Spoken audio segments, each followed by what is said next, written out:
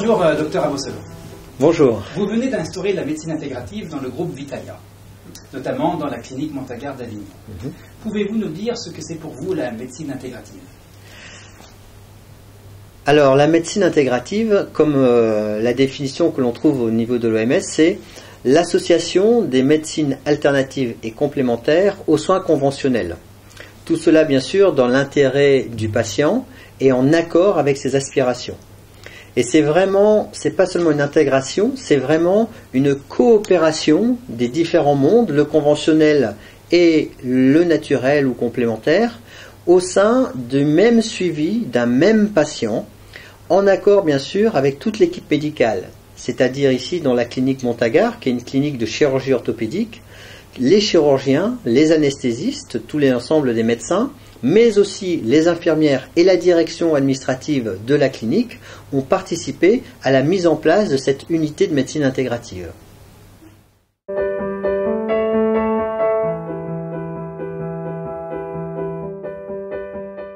L'intérêt, c'est déjà pour le personnel soignant de passer un petit peu en second plan la technique, de prendre en considération et le patient dans sa globalité et de prendre en considération aussi le personnel, l'infirmier ou le personnel soignant pour lui-même. Cette médecine intégrative, en quoi consiste-t-elle?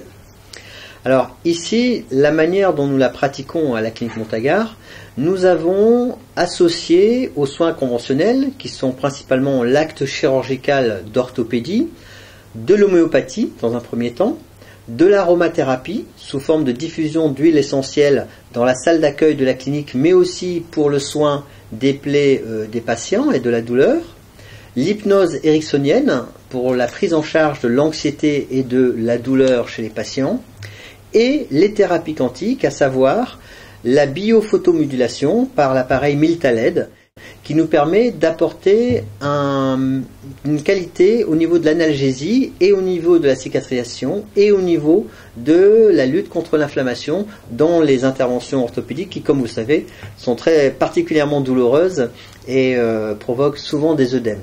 Tout à fait. Et comment vous êtes venu cette idée d'instaurer cette médecine intégrative?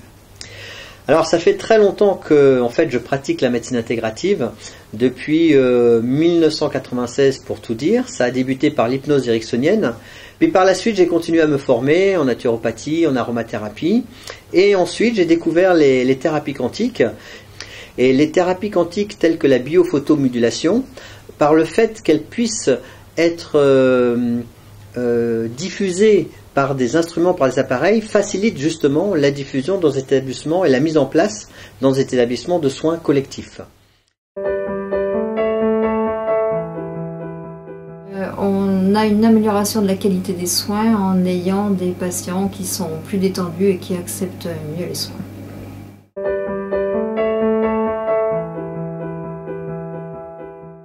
Nous avons une salle de biodétente qui est mise à la disposition du personnel soignant, où ils peuvent aller dès qu'ils le sentent le besoin pour se reposer, ou voir des vidéos de détente, ou faire du Bulgari eux-mêmes, ou même pour faire de la méditation s'ils veulent, de la détente ou de la réflexologie plantaire. Comment ont réagi les instances officielles? J'imagine que ça n'a pas dû être facile.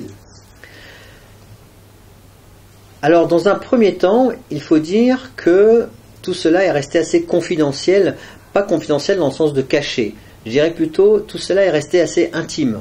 On l'avait mis en place dans notre pratique ici thérapeutique quotidienne, pratique de soins quotidienne. Puis un jour, en septembre 2013, vous savez que tous les 4 ans, le ministère de la Santé, par l'intermédiaire de la Haute Autorité de Santé, l'HAS, valide la pratique de tous les établissements hospitaliers, qu'ils soient publics ou privés, par une visite d'expertise et d'accréditation.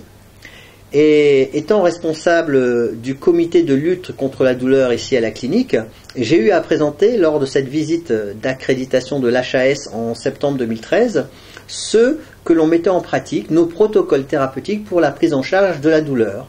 Et dans cette présentation, j'y ai inclus donc toutes les techniques, homéopathie, aromathérapie et Miltaled dans la prise en charge de la douleur. Et à notre grande surprise et agréable surprise, nous avons obtenu la note maximale, à savoir le A+, pour la prise en charge de la douleur des patients de notre clinique. Et lors de la restitution de leur compte-rendu, qui se fait devant tout le personnel, devant l'ensemble de la clinique, les experts de l'HAS ont clairement explicité que le plus était en retour des techniques complémentaires qu'ils avaient vues être mises en place ici pour la prise en charge de la douleur du patient.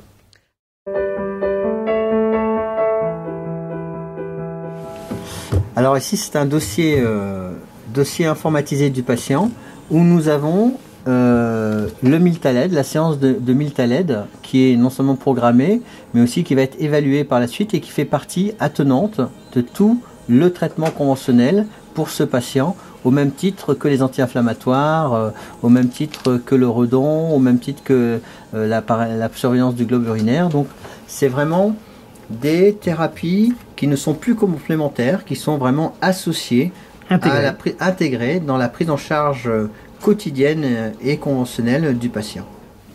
Donc tout ceci va encourager aussi les praticiens, vos collègues médecins, à s'équiper de ces techniques-là et de ces méthodes-là.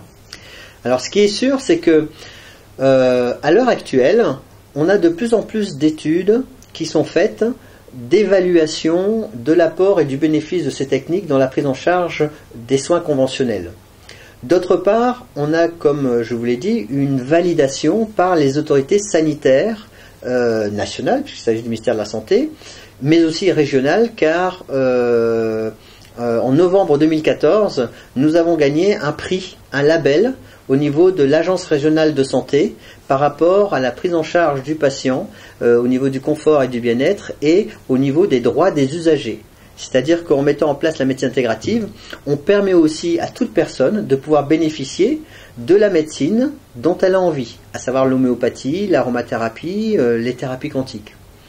Donc c'est un ensemble de validations qui fait que maintenant c'est vrai que les collègues et les confrères médecins ont moins peur, on va dire comme ça, et ont trouvé une reconnaissance qu'ils attendaient peut-être.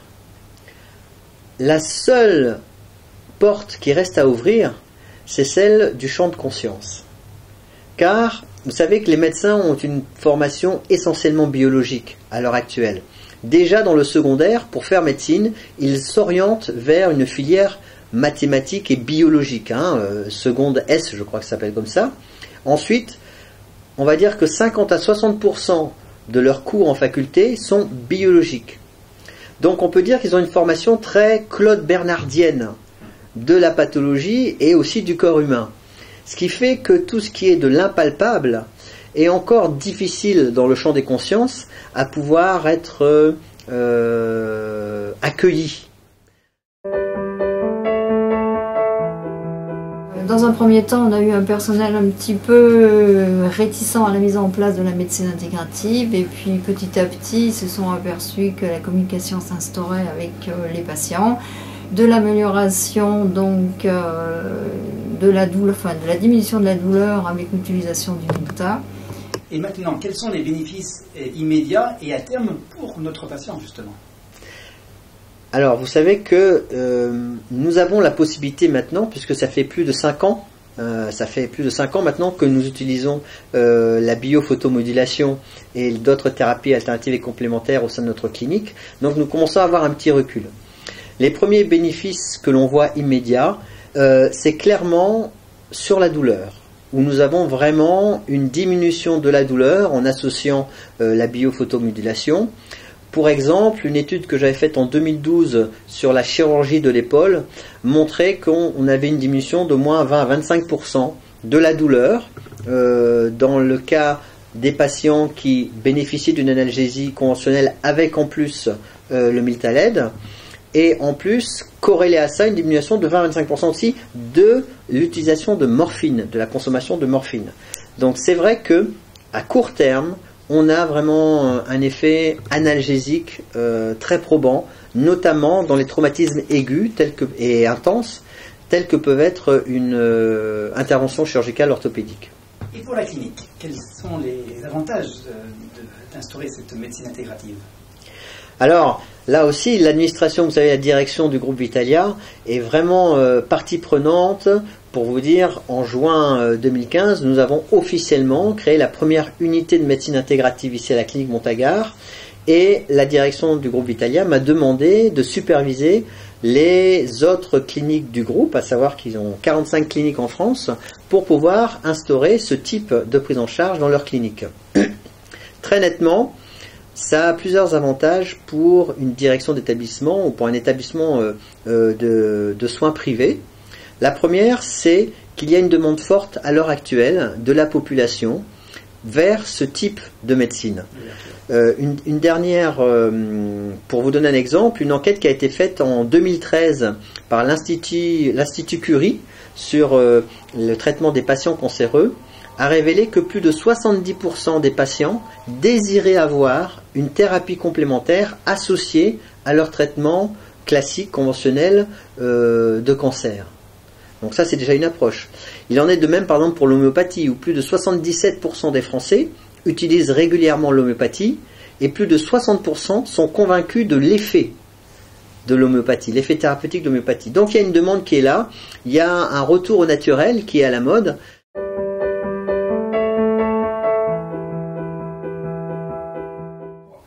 Dans quel cas utilisez-vous le Milta et dans quel but? Alors, ici, à la clinique Montagard, à Avignon, nous sommes une clinique monocyte de chirurgie orthopédique. Donc, toutes les interventions concernent l'os, bien entendu, les articulations, chevilles, donc orteils, chevilles, genoux, hanches, épaules, bien sûr, coudes, poignets, mais aussi la chirurgie du rachis, de la colonne vertébrale. Nous utilisons la biophotomodulation par Milta-LED déjà en prévention. À savoir, quand vous avez des hernies discales qui arrivent, qui sont très douloureuses, ce qu'on appelle des sciatalgies aiguës, des sciatiques aiguës, nous utilisons la biophotomodulation par Milta-LED pour calmer la douleur. Ça a un double effet, premièrement analgésique, mais aussi nous nous sommes rendus compte que lors de l'intervention qui a généralement lieu le lendemain de l'arrivée du patient, s'il n'y a pas bien sûr de problème nerveux de paralysie, eh bien les chirurgiens ont remarqué qu'il y avait moins d'œdème, que ça saignait moins, et donc que l'intervention était facilitée. Deuxième chose, nous utilisons la biophotomodulation par Milta-LED en post-opératoire pour l'analgésie post-opératoire, quel que soit le type de chirurgie. Pour la chirurgie du pied de l'ex valgus par exemple, nous utilisons le Miltapod qui permet une facilité d'utilisation et surtout de rendre le patient acteur, à savoir qu'il fait lui-même ses séances, étant donné que c'est des petits appareils mobiles préprogrammés. Dans la chirurgie de l'épaule et de la cheville, nous utilisons le Milta-LED avec émetteur parce que sa facilité de mise en place au niveau de l'épaule est très pratique.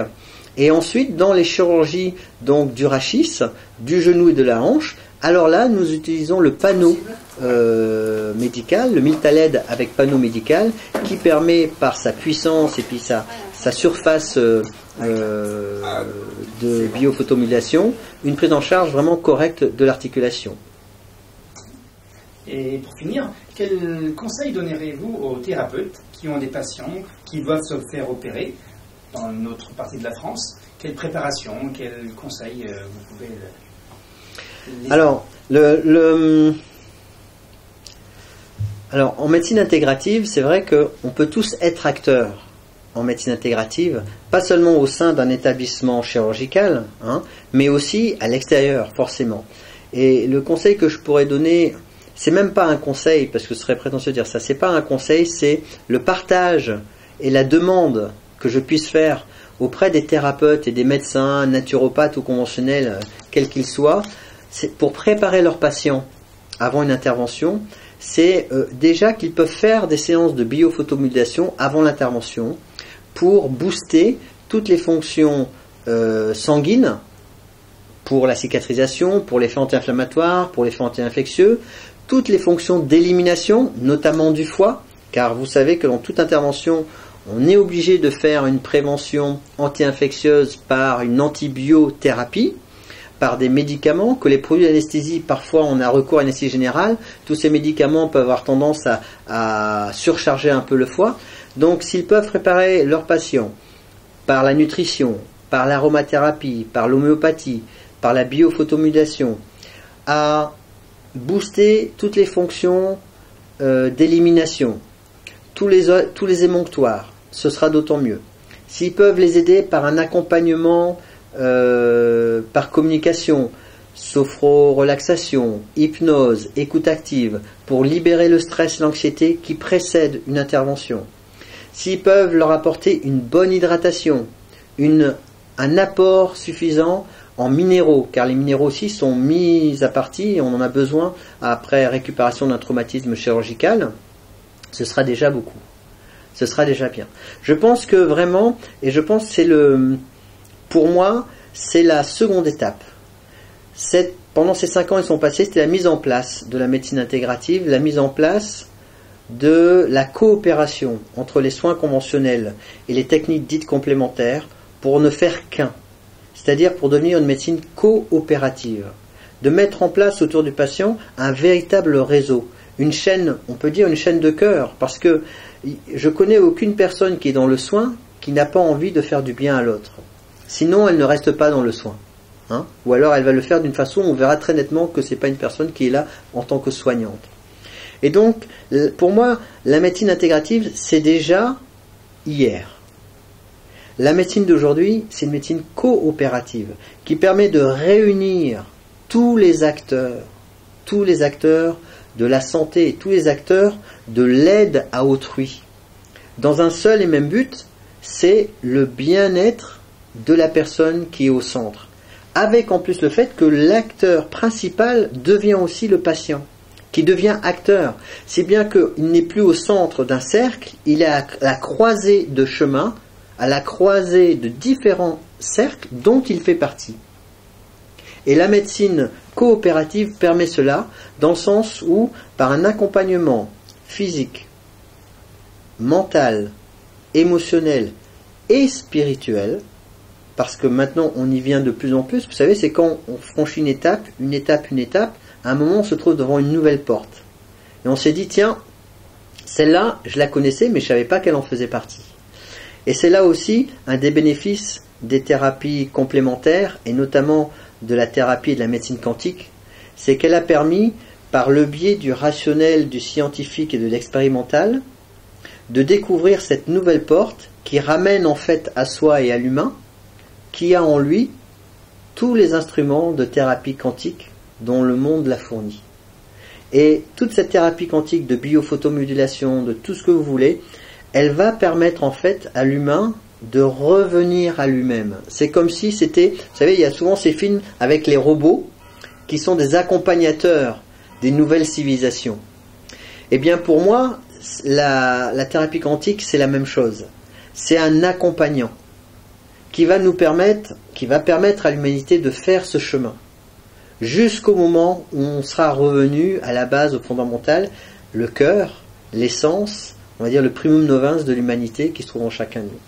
Donc pour moi, si j'ai un message à faire passer à tous les thérapeutes extra-hospitaliers par rapport à leurs patients qui vont se faire opérer, c'est prenez contact avec le chirurgien, l'anesthésiste, qui vont prendre en charge la personne que vous allez leur adresser. Établissez des réseaux, mettez en place des tables rondes pour se rencontrer, pour se redécouvrir au-delà des clichés que les médias, les gouvernements, les lobbying nous mettent en tête pour empêcher de communiquer les uns avec les autres. Et c'est comme ça alors qu'on va retrouver l'essentialité de notre relation de soignant avec le soigné. Parce qu'il n'y a personne qui est meilleur ou moins bon qu'un autre. Merci beaucoup, docteur. Avec plaisir.